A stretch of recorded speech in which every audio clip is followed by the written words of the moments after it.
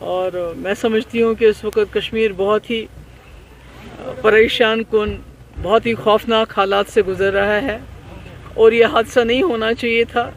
اس کے لیے یہ جو اس قسم کا ہوتا ہے امونیا نائٹریٹ، اس کے لیے ایکسپرٹ ہونے چاہیے جو اس کے ساتھ ڈیل کرتے۔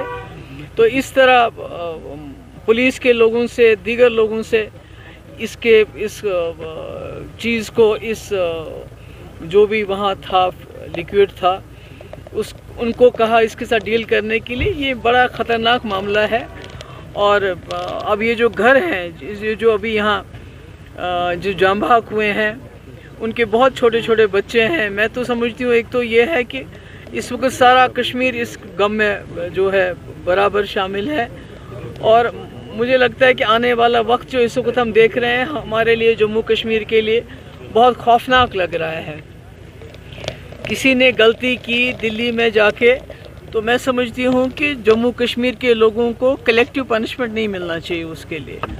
تو اگر کوئی مجرم ہے اس کو سزا دے دیجئے، مگر عام کشمیری لوگوں کے ساتھ اس قسم کا سلوک نہ کیجئے۔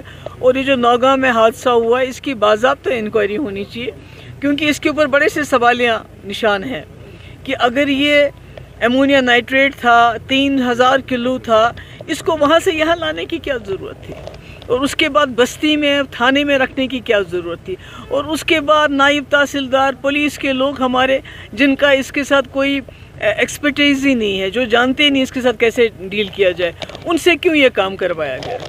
تو میں سمجھتی ہوں کہ اس میں بہت سارے سوالات ہیں جس کے جواب ہم جاننا چاہتے ہیں، اور اب ان خاندانوں کا خیال رکھا جانا چاہیے، اور جتنے بھی لوگ اس میں جاں بحق ہوئے، میں سمجھتی ہوں ان کو بہادری کا بڑے سے بڑا جو ہے انعام دیا جانا چاہیے اس کے لیے۔